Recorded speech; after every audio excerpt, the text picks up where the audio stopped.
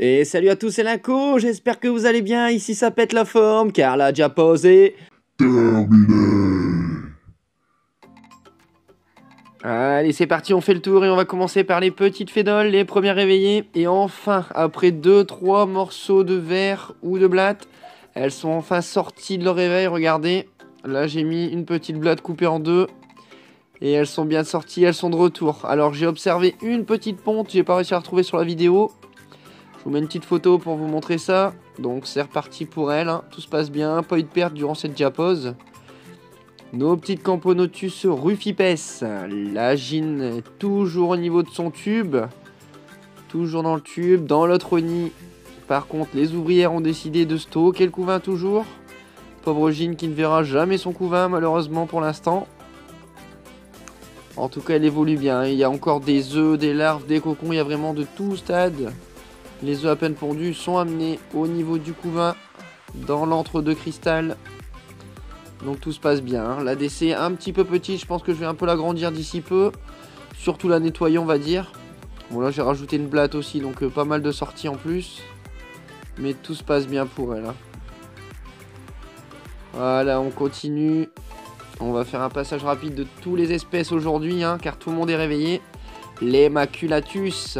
Tout se passe bien aussi chez elle, regardez. Donc j'ai mis le blatt il y a à peine un quart d'heure, là, les 6 pattes en l'air.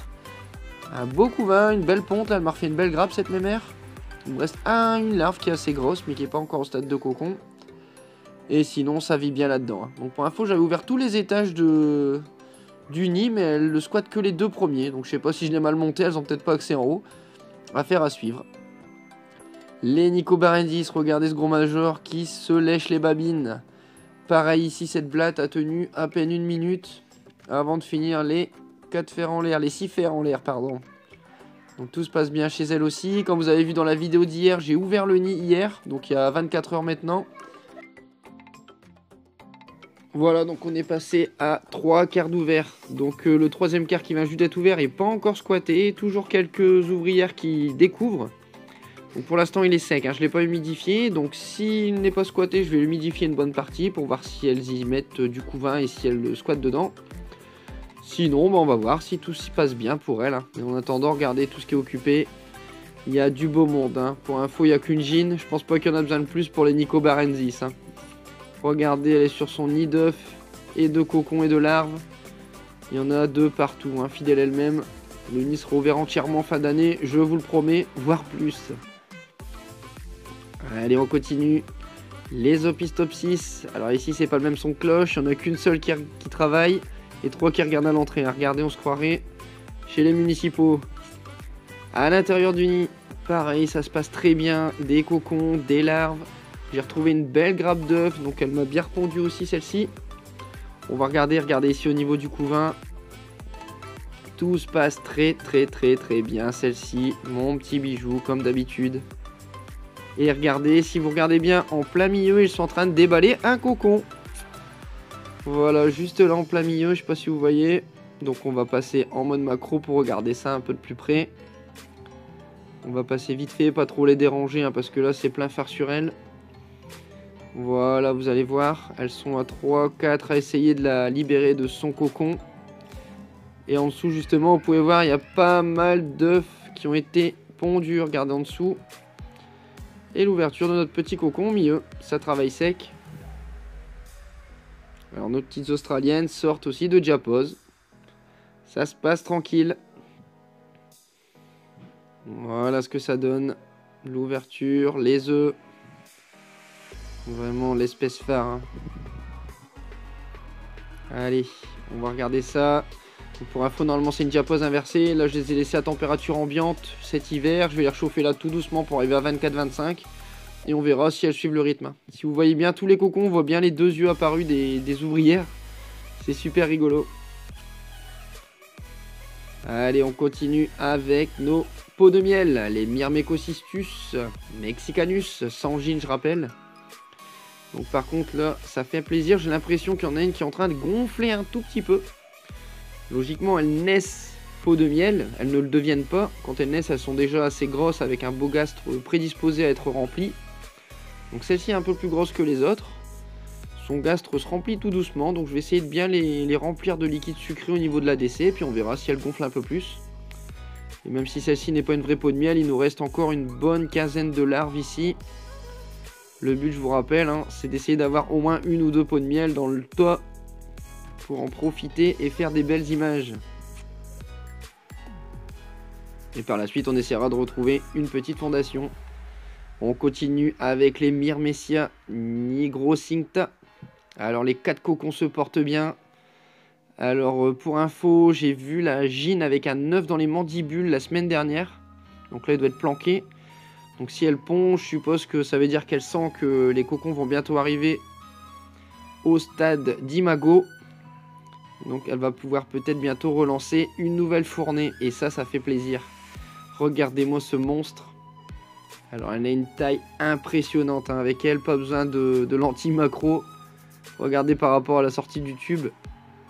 C'est un bulldozer. Très très belle. Allez, on continue avec la Camponotus aberreri.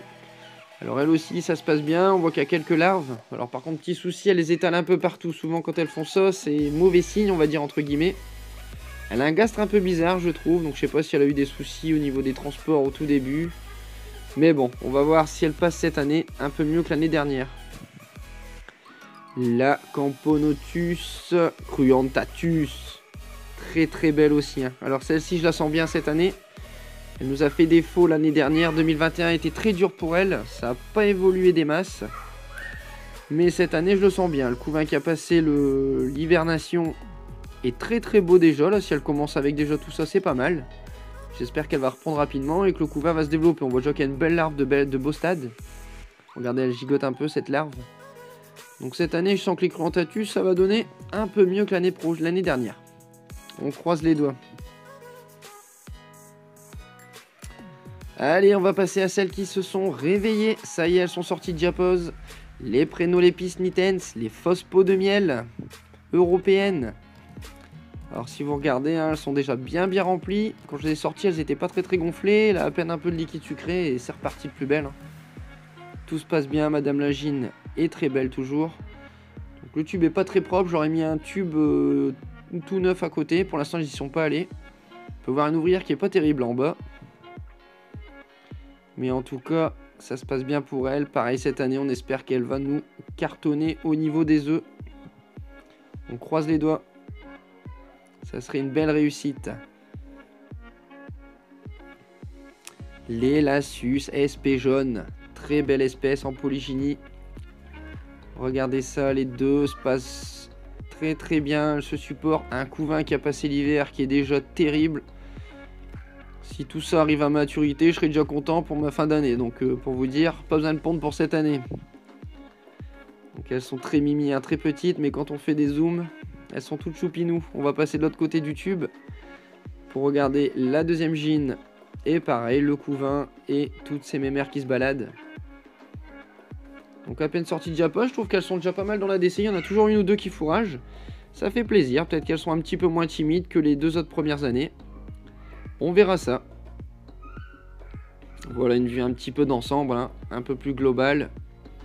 Donc on peut voir que le couvain qui a passé la diapose est très bien. Allez, on reste sur les jaunes et on passe au Camponotus Fetchenkoi. Voilà, tout se passe bien chez elle aussi. Regardez, le couvain qui a passé la diapose est très beau. Mémère est là, toute brillante. Voilà, c'est parti, prête pour 2022. On leur souhaite plein de bonnes choses aussi. Alors les prochaines vidéos, on essaiera de filmer peut-être que celles où il y a de l'avancée, hein. On va pas essayer de faire tout le tour à chaque fois, sinon ça fera des grosses vidéos. À moins que vous aimez ça, n'hésitez pas à m'en parler dans les commentaires. Ça serait pas mal de bien partager, liker, commenter comme diraient les autres. Ça fait toujours plaisir et ça permet d'évoluer et de trouver des choses à dire. Si vous voulez des vidéos qui expliquent un peu comment je fais pour les nourrir, ce que j'achète, comment ça évolue au fur et à mesure, espèce par espèce, n'hésitez pas, ça fait que avancer. Les Rufibarbis. Alors regardez, je filme et là, qu'est-ce que j'aperçois sur la vidéo?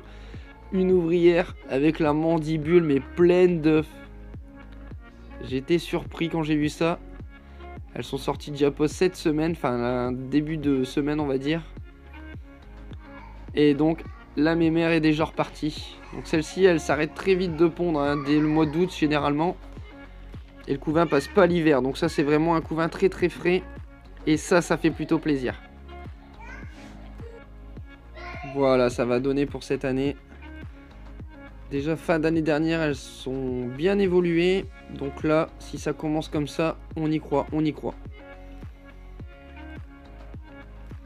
La Myrmica, celle que j'avais trouvée comme ça, une petite découverte dans mon salon. Alors je l'avais pris pour le plaisir, mais non, on la garde. Donc j'ai pas retrouvé son couvain. Alors celle-ci, je pense que je vais la donner. Si quelqu'un veut la gagner, on peut faire un petit concours. Si ça intéresse quelqu'un, pas hésiter. J'en mettrai plusieurs, étant donné que j'en ai énormément. Les crématogastères, regardez le nid. Au niveau du tube de connexion, il y avait une petite fente. Et là, quand je me suis bien réchauffé, la fente a littéralement explosé. Alors j'ai dû tout jeter le nid au niveau d'une petite marmite avec du liquide, avec de l'huile de paraffine. Et j'ai tout jeté dans l'ADC pour leur mettre un nouveau nid. Donc pour info, je leur ai mis une Minora. Donc à l'heure actuelle, elles ne sont pas encore rentrées dans cette petite Minora blanche. Tout le monde est sorti de l'ADC et tout le monde squatte dans le tube de connexion. Donc tout se passe bien, j'ai retrouvé la gine, j'ai perdu très peu de couvain, j'ai l'impression. Donc le nid, hein, c'était un fait maison, premier test. Bon, il a été concluant pour cette fin d'année, mais au niveau des Japos, chaud-froid, ça n'a pas été terrible. Voilà, alors on va avoir une vue d'ensemble. Alors le tube qui est bien rempli avec tout l'équipe. Et au niveau de la Minora, il n'y a pas grand-chose. Hein. Pour l'instant, il n'y a que 2-3 éclaireuses. On espère que d'ici une semaine, tout sera rentré dans l'ordre. Tout le monde sera dedans. Allez, on termine avec les petites messors. Regardez en haut, il y en a une qui essaie de s'échapper. Alors, j'ai pas remis d'huile depuis maintenant 6 mois. Hop, elle est tombée. Donc là, je vais en mettre après cette vidéo. Alors, cette sortie de Japos qui s'est bien passée. Pas trop de décès. Quelques ouvrières, j'ai vu dans la DC. Tous les graines sont arrivées. Je les ai bien remplies. Et on va regarder de proche un peu ce qui se passe. Donc, il y a un tout petit peu de couvain qui a passé l'hiver également. Hein. Pas de ponte toujours pour l'instant. Mais ça suit son cours. Hein. On va voir Madame Lagine ici. Regardez le major qui est devant elle. Qui est de la même taille, voire un peu plus gros. Hein. Les majors Decapitatus sont vraiment des tanks. Voilà, on voit un peu de pain de fourmis par-ci par-là. Des ouvrières avec des larves. Donc il n'y a pas encore de nymphes nues. J'en ai pas encore vu. Les larves se réveillent tout doucement. Et on va terminer avec nos petites Lassus des jardins. La petite Lassus SP noire. Qui, pareil, a son couvain qui tient le coup. Alors les ouvrières ont l'air de bien être énervées. J'aurais mis une petite bout de blatte. Elles l'ont très vite ramené à l'entrée du nid. J'étais assez surpris. Elles sont assez en forme. Et sur ces magnifiques images, je vous souhaite à tous un bon début de saison. Et à plus. Tchuss!